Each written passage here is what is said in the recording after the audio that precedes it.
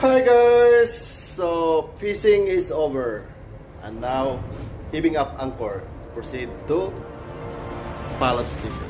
Patrakan na kami. Ito yung pangingisda natin din sa ankorahe. Yan, bubulot na tayo ng angkla. Patrakan na tayo.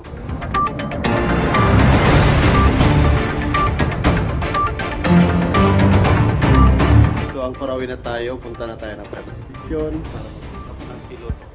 So yun lang kagandahan dito sa Australia kasi walang traffic.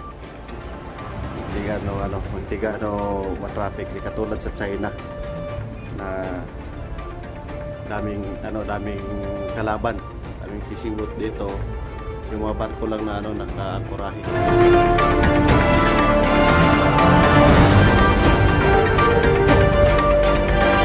Pilot helicopter is coming. So yung piloto natin ay naka-helicopter. Normal na yan dito sa Australia. Ito yung pinaka-normal nila dito. Ang mga piloto ay naka-helicopter. Bihirang-bihira na lang yung naka-pilot boat. Yan yung piloto natin. Sana all.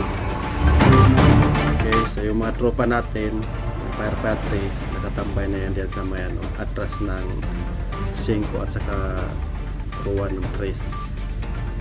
Okay, pilot on board. So, tapos na yung exchange pilot. Exchange information. So, pilot has takon. So far, napakaganda ng panahon ngayon. Pag-atrakan namin. Unlike the other day, dalawang araw namin nag-stay sa ankorahe. Ang lakas ng hangin.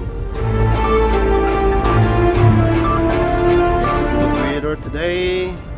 And we are approaching at Damper Port with a pilot.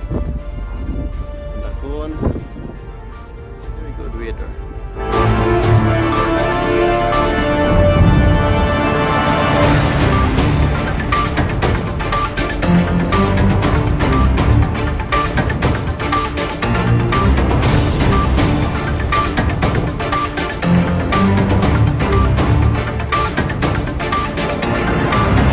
So yung gagamitin natin na tugboat is tatlo.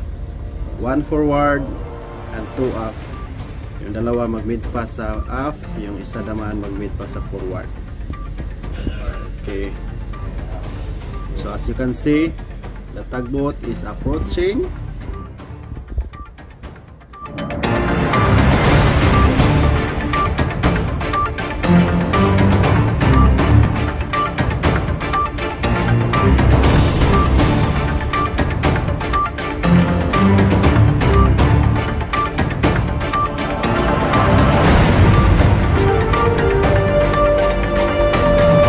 As you can see, binira tayo ng tugboat at tinulak tayo sa proa kasi nga starboard side alongside, turning to starboard tayo. Ang ganda ng dagat so far, ganda ng panahon, so everything is smooth. The pilot is very good pilot. Yan, napakabait ang piloto namin, kaya smooth lang yung operations natin.